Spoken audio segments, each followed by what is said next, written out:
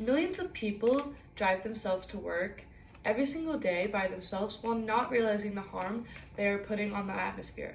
Every day I drive myself to and from school for a 20-minute commute as I watch the hundreds of other students who do the same thing.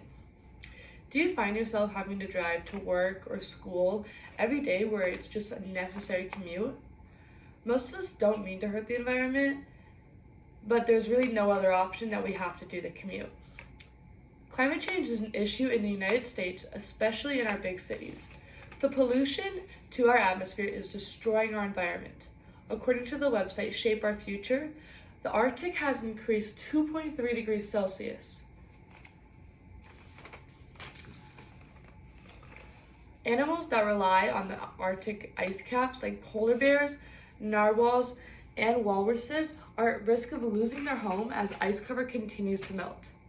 Getting information from the website Global Change, the change in climate leads to extreme erosion and decline in organic matter, resulting in loss of biodiversity, a fundamental and key part of our ecosystem. Climate change will start to impact our health.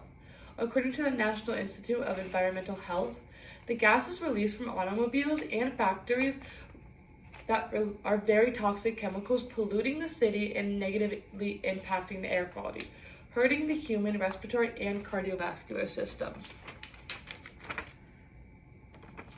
Also, from the National Institute of Environmental Health, our resources will be threatened by climate change as we lose crops, fresh water, and our animals.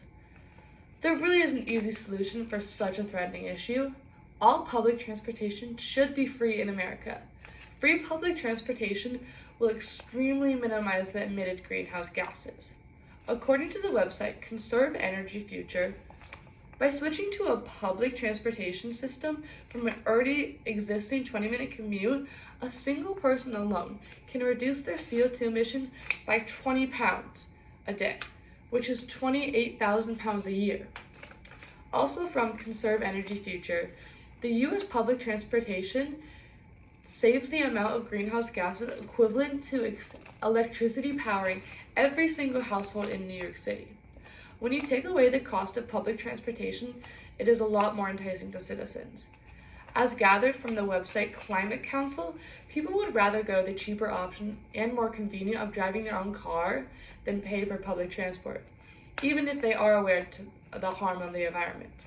Based on the National Institute of Environmental Health, people that aren't aware or concerned with climate change will most likely still choose free transportation in order to save money rather than paying for gas. With the help of the government and city officials, people can save money while commuting and reduce their toxic emissions. Free public transportation in America would allow everyone a way to commute while reducing their toxic emissions to ensure a cleaner and healthier environment. Citizens around the United States that have access to public transport are able to minimize their negative impact on the environment instead of greatly polluting the atmosphere every single day.